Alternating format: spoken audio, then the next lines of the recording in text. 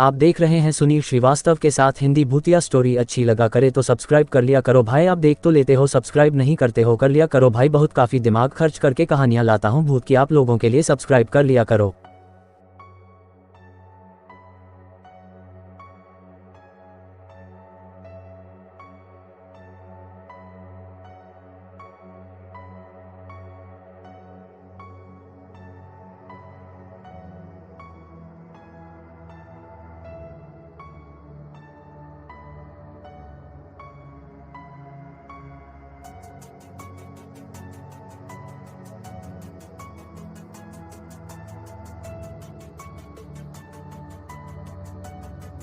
ये उस वक्त की कहानी है जब मैं गांव में अपनी दादी के साथ रहता था।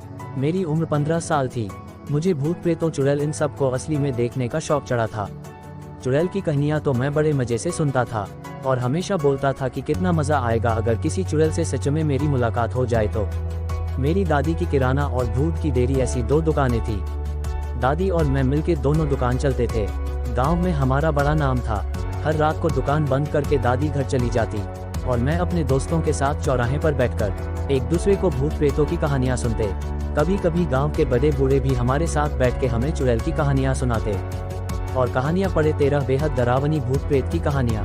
और कभी कभी तो गांव वालों से छुपते छुपाते हम तरह तरह की हॉन्टेड जगह पर जाते भी थे। इन सब में सबसे आगे मैं होता था। मुझे उन अमानवीय शक्तियों को ललकारने का बड़ा शौक था।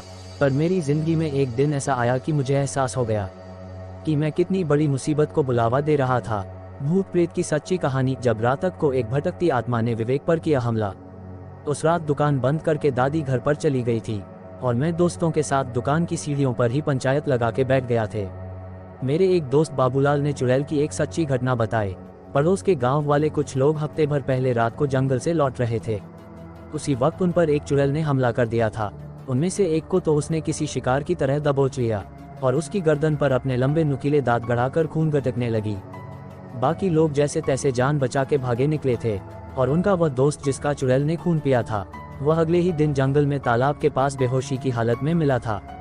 लोग उसे हॉस्पिटल में ले गए। वह बच तो गया पर उसके शरीर में हमेशा खून की कमी रहने लगी थी और आज सुबह ही उसकी मौत हो गई। अब उस जंगल के रास्ते से उस गांव का कोई भी आता जाता नहीं। वह हमारे गांव के लंबे रास्ते से होकर जाते हैं। मैं बोला कि ये चुड़ैल भूत प्रेत सब कुछ अफवाह होगी, जंगल में कुछ और ही कांड हो रहा होगा। फिर मजाक मजाक में हम सब में शर्त लगी, जो कोई जंगल के बीचों बीच जाके पुराने पीपल के पेड़ पर लाल कपड़ा बांध के आएगा, वो सबसे बड़ा जिगर वाला माना जाएगा। उस चुनौती के लिए 3 लोग आगे आए, मैं, आशीष और विवेक। और दूसरे ही दिन रात को दुकान बंद करने के बाद सब ने घर पे बोल दिया कि दोस्त का बर्थडे है, थोड़ा लेट आएंगे। और फिर मैंने एक लाल रिबन जेब में रख ली।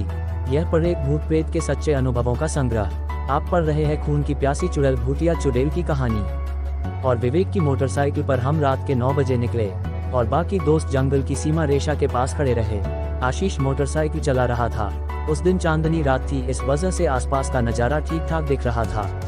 और पड़े हॉन्टेड फ्लैट न 303 तीनों को डर भी लग रहा था, पर बात अब इज्जत की थी, इसलिए वह काम करना ही था। आशीष मोटरसाइकिल चलाने में उस्ताद था, इसलिए जंगल वाले रास्तों पर बाइक हर बार वही चलता था। हम जंगल के बीचों बीच पीपल के पास पहुंचे। मैं बाइक से उतरा और विवेक मुझे टॉर्च लाइट का फोकस दिखने लगा।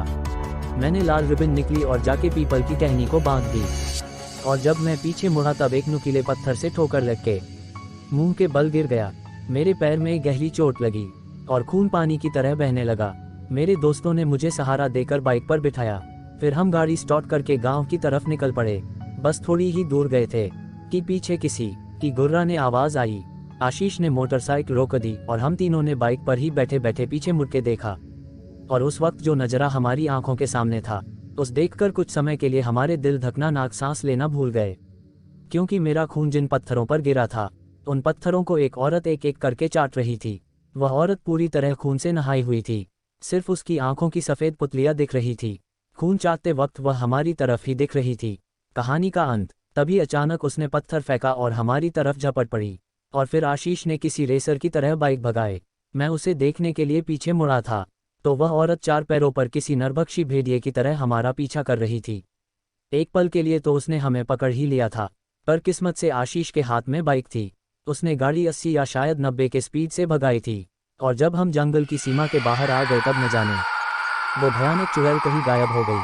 हमारे वापस लौटने तक सारे बदबोले बजबट्टू दोस्त घर भाग चुके थे। फिर अगले दिन दादी ने देखा कि मैं कुछ परेशान और डरा हुआ हूँ, तो उसने मुझे से सब सच सच उगलवा लिया और मैंने भी सब हकीकत बता दी। उस दिन दादी ने मुझे खूंटे से बांधकर मारा था और बाकी दोस्तों के भी घर जाकर दादी ने यह कारनामा बता दिया। सबको जम के मार पड़ी। फिर दादी ने सिर्फ 2 दिनों के अंदर हमारी दोनों दुकान और बंगाल गांव के पाटिल को बेच दिया और एक रात तो जबरन उसने मुझे हनुमान जी के मंदिर में सुलाया था। रीड मो भूतिया चुड़ैल की कहानी। उसके बाद मैं गांव छोड़ने को तैयार नहीं था, पर दादी मुझे मार कूट के मुंबई ले आई, जहां मैं अभी भी रहता हूं। कुछ दिनों बाद जब सब नॉर्मल हो गया, फिर मैंने दादी से गांव छोड़ने का कारण पूछा। तब दादी ने मुझे बताया कि पत्थरों पर गिरा हुआ मेरा खून चाटने वाली वह औरत एक रक्तपिशाचिनी चुड़ैल थी और अब उसको मेरे खून का चस्का लग गया है। अभी भी वह चुड़ैल मेरी तलाश में भटक रही होगी, इसलिए मेरी सुरक्षा के लिए दादी ने गांव छोड़ने का निर्णय लिया। लेकिन दादी के कहने के अनुसार अगर वह रक्तपिशाचिनी चुड़ैल आज भी मुझे ढूंढ रही है, तो आपको क्या लगता है, क्या वह मुझे यहाँ पर भी ढूंढ पाएगी?